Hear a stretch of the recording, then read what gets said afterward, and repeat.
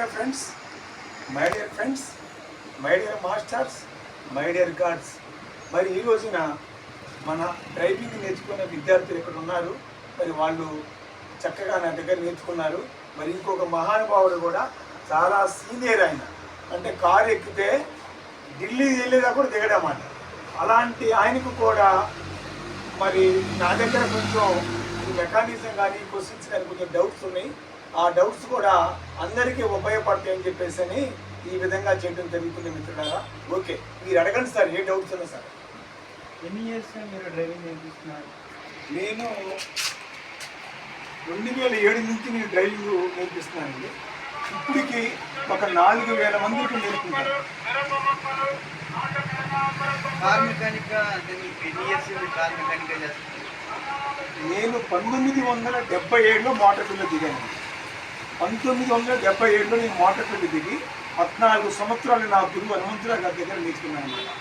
Bullet కాడి నుంచి, road order కాడి నుంచి, అంబాస్టర్ కార్లు, జీపులు, జోంగాలు, ప్రపంచ దేశంలో మా గురువు గారు అన్ని పనులు చేసేవాడు. ఆయన దగ్గర నేను 14 సంవత్సరాలు నేర్చుకున్నాను. హనుమంతరావు గారిని కళ్యాణ్ చక్రవర్తి దగ్గర. ఆయన దగ్గర నేర్చుకొని 86లో నేను విస్తృతపట్నం రావడం జరిగింది. సుమారుగా ఇప్పుడు ఎంతమందికి మీరు డ్రైవింగ్ నేర్పించారు? అదే చెప్పాను కదా ఇందాక, 4000 మంది దాకా నేర్పించుంటాను. ఇది మెకానిజంతో పాటు నేర్పిస్తున్నాను. అందరూ డ్రైవింగే ఇస్తున్నారు ప్రపంచం అంతా, కానీ డ్రైవింగ్ వల్ల కొంచెం ప్రమాదాలు కూడా జరుగుతున్నాయని చెప్పేసి కొంచెం మెకానిజం దీన్ని జోడించి ఇవ్వడం వల్ల అందరూ నా దగ్గర ఆసక్తి ఎక్కువ చూపించి నేర్చుకుంటున్నారు.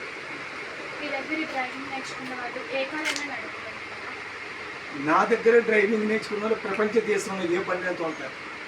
నేను ఇచ్చే టీచింగు, భగవంతుడు నాకు ఇచ్చిన జ్ఞానాన్ని, ఆ మార్జిను, ఆ విధానము అనేది పర్ఫెక్ట్గా ఉంటుంది. కాబట్టి వాళ్ళు లారీతో సహా తోలుతారు. అలా నా దగ్గర లారీలతో తోలిన డ్రైవర్లు ఉన్నారు. సిద్ధార్థలో బస్సులు కూడా తోలే డ్రైవర్లు కూడా నేను చూపిస్తాను. నా కారు నేర్చుకుని వాళ్ళు ఆ మార్జిన్ అనేది కమిట్మెంట్గా ఉంటుంది నా దగ్గర.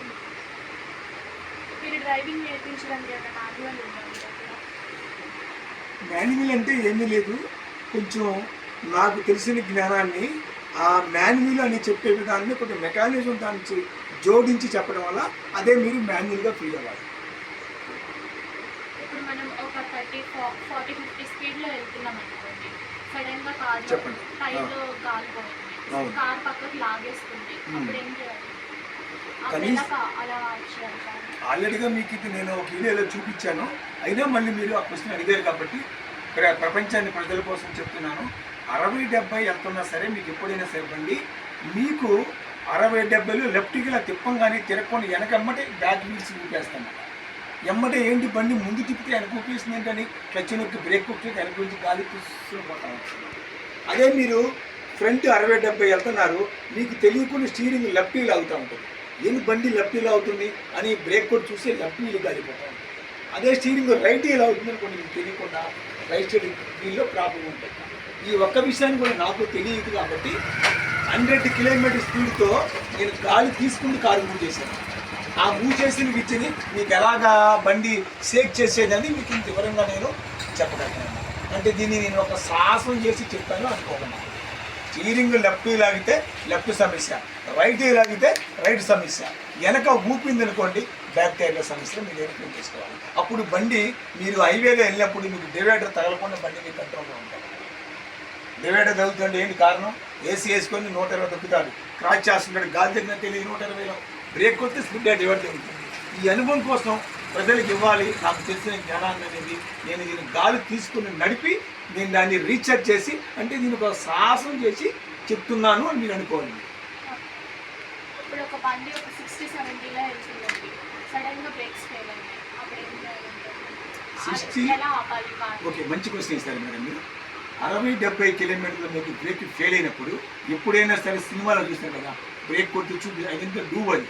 అలా కూడా మీకు ఎప్పుడైనా బ్రేక్ ఫెయిల్ అయినప్పుడు మాత్రం, రియల్టీగా బ్రేక్ ఫెయిల్ అయినప్పుడు మాత్రం మీరు కంగారు పడకుండా క్లచ్ నొక్కి ఒక గేర్లో ఉంచేసి ఇంజిన్ని ఆఫ్ చేసి హ్యాండ్ బ్రేక్ ఇచ్చేయాలి. ఇక్కడ కానీ చేస్తే 100 కిలోమీటర్ల వేగంతో ఉన్న బండి 50 గజాల్లో కయ్యమని ఏడ్చుకుని వెళ్ళిపోయింది బండి. ఏ గేర్లో పెట్టాలి అడగొచ్చు మీరు, మీ ఇష్టం వచ్చిన గేర్లో పెట్టండి. ఫస్ట్లో పెడితే తొందరగా అవుతుంది, సెకండ్ పెడితే కొంచెం ముందుకు వెళ్తుంది, థర్డ్కి ముందు ఏదో గేర్లో పెట్టి ఇంజిన్ ఆపి హ్యాండ్ బ్రేక్ పోతే క్లచ్ పెట్టి పోతుంది. కానీ బండి అక్కడ షేపు మీరు షేపు ప్రజంతా షేప్గా ఉండాలి. ఇది మెకానిజం మంచి సరిగ్గా గడిగా తప్పకుండా కారు ముందుకి సడన్గా ఏదైనా మనుషులు కానీ జంతువులు కానీ వచ్చినప్పుడు ఎలా హ్యాండిల్ చేయాలి? మనిషి అయినా ప్రాణమే, జంతువు అయినా ప్రాణమే. నాకు జంతువు అన్న ప్రేమే, మనిషి అన్న ప్రేమే. సడన్గా మీకు అడ్డం వచ్చినప్పుడు కనీసంగా అంత సడన్గా సామాన్యంగా రాకపోవచ్చు, ఒక 50 గజాల్లోనూ నేను సడన్గా అనుకుంటాను. మీరు ఎప్పుడు సడన్గా మీకు అడ్డం వస్తే క్లచ్ నొక్కకుండా ఎమ్మటే బ్రేక్ మొత్తం ఫ్రెష్ చేయాలి. బ్రేక్ ఎప్పుడు ఫ్రెష్ చేసి ఇంజిన్ ఆగిపోకుండా మాత్రం క్లచ్ నొక్కకూడదు. అంతేగాని మనిషి అడ్డం వచ్చాడని చెప్పేసి జంతువు అడ్డం వచ్చిన క్లచ్ నొక్కేటప్పుడు నా స్పీడ్లో వీలు డబల్ రివిషన్ అయిపోతుంది.